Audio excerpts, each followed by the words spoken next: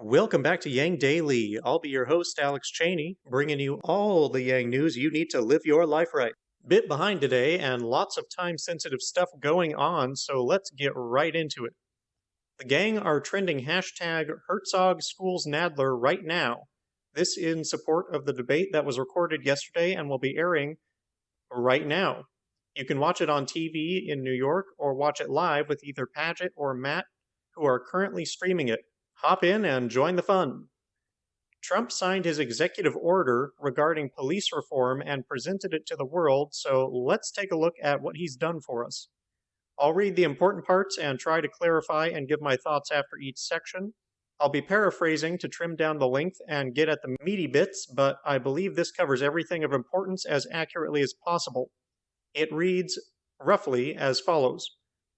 The Attorney General shall, as appropriate, allocate DOJ grant funding only to those state and local law enforcement agencies that have sought or are seeking appropriate credentials from a reputable independent credentialing body certified by the Attorney General.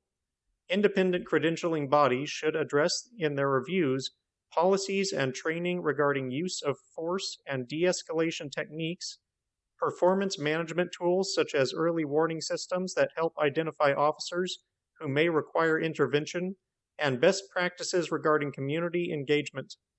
The standards for certification shall require, at minimum, to confirm that the law enforcement agency's use of force policies adhere to all applicable laws and use of force policies prohibit use of chokeholds. End paraphrase. So there will be an independent agency to credential police departments, and federal grants won't go to any who don't meet the standards. The standards will include the above in some form, but what exactly they will entail is unknown and to be determined by BAR. Pretty vague. This could be anything from stringent and far-reaching police reform to basically nothing at all, beyond removing grant money from departments who don't follow the law or get the credential. Even then, it's unclear how stringent the investigation will be as to whether the law was followed. Back to the order. The Attorney General shall create a database to coordinate sharing of information between and among federal, state, local, tribal, and territorial law enforcement agencies concerning instances of excessive use of force related to law enforcement matters accounting for applicable privacy and due process rights. The database shall include a mechanism to track, as permissible, terminations or decertifications of law enforcement officers, criminal convictions of law enforcement officers for on-duty conduct, and civil judgments against law enforcement officers for improper use of force. The Attorney General shall take appropriate steps to ensure that the info in the database consists only of instances in which law enforcement officers were afforded fair process. End paraphrase. So there will be a database to track misconduct and abuse by police, something we should have had all along. However, the provisions accounting for privacy and due process are concerning, as many cases of discipline are already thrown out for bureaucratic reasons, such as the discipline was not applied in the proper time frame or they didn't dot the I's on the paperwork. These minor discrepancies account for a large percentage of valid abuses being overlooked, facilitated by unions and executives, and this will likely be the same. Back to the order. The Attorney General shall regularly make available to the public aggregated and anonymized data from the database. The Attorney General shall allocate DOJ grant funding only to those law enforcement agencies that submit the information described above. End paraphrase. So again, enforced only by grant funding. Back to the order. The Attorney General shall, in consultation with the Secretary of Health and Human Services, identify and develop opportunities to train cops for encounters with individuals suffering impaired mental health, homelessness, and addiction. End paraphrase. Training cops to handle abnormal minds is good. What that training will involve is not even hinted at. Not good. Back to the order. Increase social workers working directly with cops and provide guidance regarding the development and implementation of co-responder programs which involve social workers or other mental health professionals working alongside cops to arrive and address situations together. End paraphrase.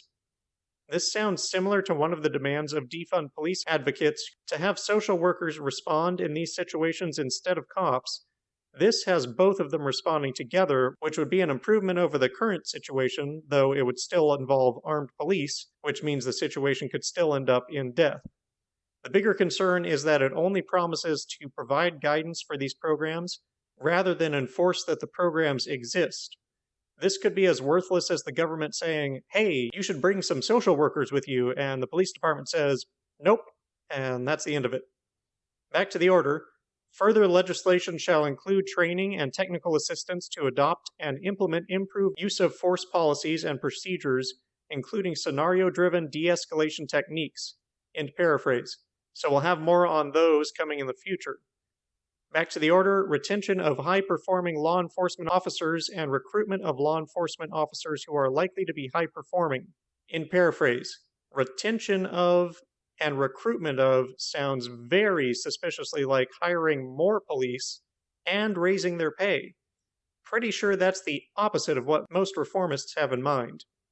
Continuing, confidential access to mental health services for law enforcement officers and programs aimed at developing or improving relationships between law enforcement and the communities they serve, including through community outreach and listening sessions and supporting nonprofits that focus on improving stressed relationships between law enforcement officers and the communities they serve. End paraphrase. So cops get therapists, someone shows up at a town hall now and then to listen to the community complain, but no mention of any follow-up action on those complaints, and some undisclosed nonprofits are hired to do undisclosed things. Overall, maybe I'm being overly cynical, but this is so vague, and considering it's all being left to Barr's discretion, a man who has been eroding rather than strengthening accountability for police, I expect this means lots more funding for police and sham reform. But I could be wrong. There's potential for it to be something meaningful. We'll have to wait and see. I'm not optimistic based on the track record of those running it, though. Oh, and let's not forget that the cops can ignore all of this if they forego federal grants. Yeah. Also at the ceremony, Trump added, quote, I strongly oppose the radical and dangerous efforts to defund, dismantle, and dissolve our police departments, especially now when we have achieved the lowest recorded crime rates in history. Americans know the truth. Without police, there is chaos. Without law, there is anarchy. There are a small number of bad police officers. They are very tiny. I use the word tiny. It is a very small percentage, but you have them. End quote. So misrepresenting the goal of defund the police advocates, pandering to the police, and I don't know about you guys, but I've seen a lot more than a tiny percentage of bad police during these protests. Moving on, Atlanta has developed an economic security task force to investigate options for improving financial stability in the Fourth Ward. The team leader only called out 2 potential solutions they'll be investigating by name. One was EITC, the Earned Income Tax Credit. The other was guaranteed income. The team will be looking into these options over the next 6 months, fairly certain they'll all be YangGang by the end. A happiness index survey was updated in May showing that only 14% of Americans are feeling very happy. That is the lowest in the history of the survey, going all the way back to 1973. In fact, it's never gone below 29% before. This was just before the death of George Floyd. The survey also shows that only 42% expect their children to have a better standard of living than themselves. Also the lowest since that question was first added in 1994. Unfortunately, they're right. There was a time when standard of living was rising steadily for decades in the mid-20th century, but it's been going the other way for the last few decades. In Congress, at least 4 lawmakers are known to have relatives who were executives in businesses that benefited from the Small Business Paycheck Protection Program loans. Meanwhile, Democrats continue to pressure for full disclosure of the beneficiaries to the public, while Republicans fight to keep it hidden. Meanwhile, our favorite CEO, Dan Price, provided a Twitter thread with a list of examples of companies currently going bankrupt who just paid out huge bonuses to the executives who bankrupted the company. It's Very long. Great place to go if you want to be raving mad for a while. The other day, 3 police officers reported being poisoned at a Shake Shack in New York. They went to a local hospital, and the police union said they were poisoned with bleach. You may be wondering why I'm only now mentioning it, because unlike the police, I don't like to report speculation as though it were fact.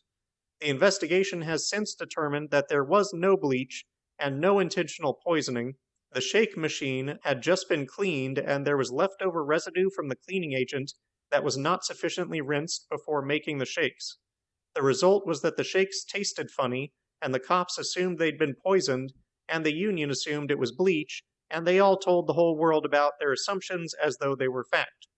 In a since retracted tweet, the union said, quote, "When New York City police officers cannot even take meals without coming under attack, it is clear the environment in which we work has deteriorated to a critical level.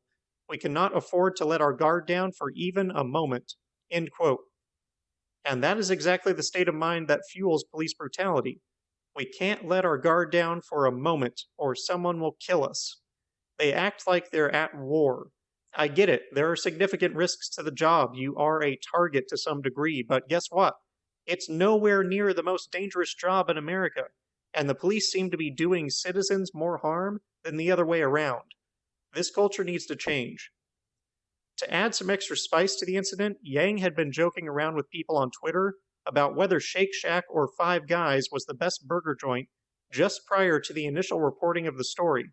He had to quickly clarify that he had no idea about it and would not have made flippant remarks about a poisoning. This has only led some to suspect even further Yang's clairvoyance. After all, his stump speech referenced the last pandemic, a coming economic collapse, the folly of connecting income and healthcare to jobs, and a boot on people's throats. And now Shake Shack, just minutes before it happened. Coincidence? You decide. Jermaine Johnson and Yang are co-hosting a Zoom call right now, which is a volunteer call to action on pursuing 3 big goals: supporting humanity-forward candidates, pressuring Congress, and providing COVID relief. Not sure if registration is still open, but the link is below. Nerds for Humanity interviewed congressional candidate Robbie Goldstein regarding his endorsement by Humanity Forward and Andrew Yang, as well as his take on the relation between coronavirus and climate change. Meanwhile, Matt is interviewing Russ Cirincione today on his run to unseat Frank Pallone in New Jersey, who has been actively working to undermine the UBI bill in Congress. And finally, the gang's inexhaustible educator, Erica Simone, has officially filed to run for Congress in California in 2022. Having watched countless videos of her yanging people into submission, I pity Representative Brad Sherman. He does not stand a chance. Thank you for your epic contribution, Erica. We're with you. And that'll do it for today's Yang Daily. Help trend Herzog schools Nadler, watch the debate, give your thoughts to the Economic Security Task Force, join the call to action, thank Erica for running for us, help advocate for clear, fundamental policy goals for the protests. If you're going out to protest, wear protection, especially on your eyes, head, and throat. If you get arrested while protesting, remember not to say anything without a lawyer.